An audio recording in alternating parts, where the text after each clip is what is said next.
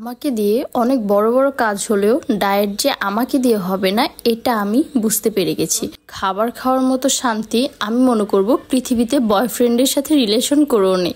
So hello everyone, কেমন আছেন? আশা করি সবাই খুব বেশি ভালো আছেন। তো আমার বাসা যেহেতু আফতাবনগর, আমার বাসার আশেপাশে হচ্ছে এই রেস্টুরেন্টটা নিউ হয়েছে, ক্যাফে লাজানা। তো আমি ওই দিন চলে গিয়েছিলাম, বাহিরে এত লাইটিং দেখে আমার খুবই ভালো লাগছিল। তো ভাবলাম যে ভিতরে গিয়ে একটু দেখি। আর এখানে যেহেতু আমার হচ্ছে দু একবার খাওয়া হয়েছে আর ওদের খাবারগুলো ভালো হয়, সো ওই দিন অনেক রাতে গিয়েছিলাম, বিশ্বাস করবেন কিনা জানি না। তো যাওয়ার সাথে সাথে হচ্ছে ওরা আমাদেরকে হচ্ছে ওয়েলকাম ড্রিঙ্ক করে দিয়েছে আর আমরা হচ্ছে চিয়ার্স করে খেয়ে নিলাম। আমি তো একদম প্যাক মেরে দিচ্ছিলাম, তো টায়ার্ড লাগছিল। ফ্রেশ হচ্ছে অরেঞ্জ জুস অর্ডার করেছিলাম, খেতে খুব ভালো ছিল। এরপর টেবিল ভর্তি খাবার নিয়ে নিলাম, কজ আমার হচ্ছে টেবিল ভর্তি খাবার না নিলে একদমই ভালো লাগে না। আর যে সিজলিং চিকেনটা দেখতে পাচ্ছেন, এটা থেকে এত ধোঁয়া উঠতেছিল, মানে একদম গরম গরম।